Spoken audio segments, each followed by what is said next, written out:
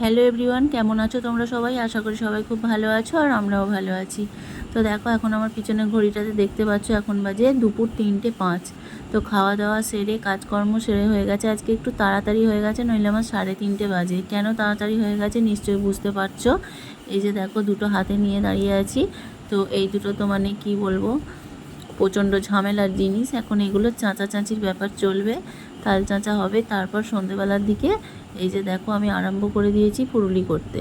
তো এখন আমি আর ব্লগ ভিডিও দিই না। আগে আমি সারাদিনের ব্লগ ভিডিও শেয়ার করতাম, কিন্তু আমি দেখলাম যেটা, যে আমার বন্ধুদের খুব একটা মানে এত বড় বড় ভিডিও দেখার ধৈর্য নেই। যেহেতু 2-4 সেকেন্ডের রিলসই দেখতে চাইছে না, আমার ভিউজ হচ্ছে না, তো সেখানে আমি বড় ভিডিও পোস্ট করে কি করব।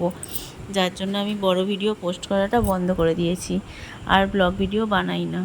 তো দেখো, আজকে এইটুকুই বলবো যে তালটা চেঁচে রেখেছিলাম দুপুরে, আর সন্ধ্যাবেলা এখন ফুরুলি করতে আমি আরম্ভ করে দিয়েছি। এখন বাজে 7টা, আরম্ভ করেছি 6:30টার সময়, এখন বাজে 7টা।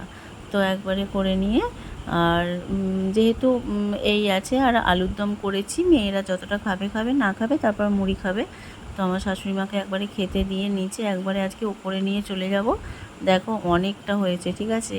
তো এটা হতে হতে এখন কটা বাজবে জানি না। তো হয়ে গেলে একবারে শাশুড়িমাকে খেতে দেবো, দিয়ে আমাদেরটা একবারে ওপরে নিয়ে চলে যাব। এই ধরনের খাবার দাবার হলে নিয়ে চলে যাই, তারপর আর আসি না, ঠিক আছে। একবারে খাওয়া দাওয়ার পর বাসনগুলো নিয়ে এসে মেজে রেখে রান্নাঘর গুছিয়ে রেখে চলে যাই। তো দেখো, আমার একবারে রেডি হয়ে গেছে, আর তোমাদের দাদা এখন দোকান থেকে চলে এসেছে। এখন বাজে 11টা। তো চলো এবার তাহলে খাওয়া দাওয়া সেরে নিই, আবার আসবো কালকে। Good night.